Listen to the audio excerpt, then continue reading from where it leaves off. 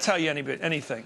Well, it does, because we've worked so many church fires in the past. You know, you and John Meacham had a very good discussion about it. I think you're both doing a good job as investigative journalists to assess, you know, what could be the motives behind these fires. And he's right, John was, but talking about Birmingham's history. You know, we used to call it Bombingham. Lots of bombings and arsons of parsonages and so forth. The infamous bombing of the 16th Street Church. And then in the mid-90s, we had a spate of church fires. We had 55 church fires in my ATF division in the mid-90s, and all kinds of motives.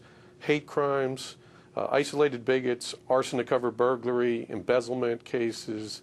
We even had a devil worshiper who had burned 26 churches from Indiana to Alabama and would break in and set fires in the churches. So in this case in Bibb County, Alabama, we're looking real hard at some motives, and you guys were assessing it correctly. First of all, we got a forced entry in the dead of night, and we have to look first, do we have a possibility of arson to cover burglary? In other words, is there anything missing from these churches? And is the arson to cover forensic evidence? You know, in this day and time of forensic television, everybody's conscious of that. Sure. Secondly, we could have a thrill seekers, persons who just want to see fire. And I think you mentioned, Chris, about barn burnings. You know, churches are isolated, they're unoccupied, they're available in a rural community. So if you're looking for the thrill of fire, it can easily be a target.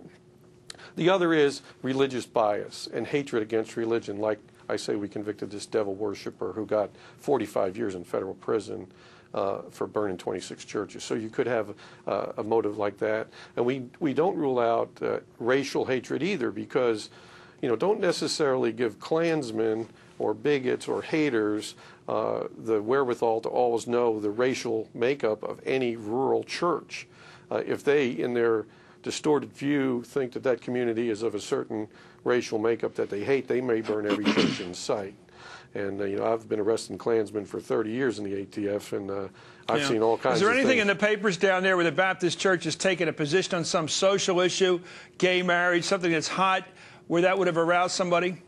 I haven't seen that, Chris, but it's very viable, because, you know, we had an arson of a Unitarian church in rural Virginia back in the summer, and it was right after the church on a national level had embraced some gay members, and then there was an attack on this church in Staunton, Virginia. So things like that can happen. That's why I'm thinking like that, because the more liberal churches would drive some people on the right crazy, and maybe a more liberal person who's gay, for example, would feel that they'd been terrorized by the beliefs of a church too. So we don't know. It is fascinating and awful. Let me go to James Johnson. Sir, you've been involved in this in the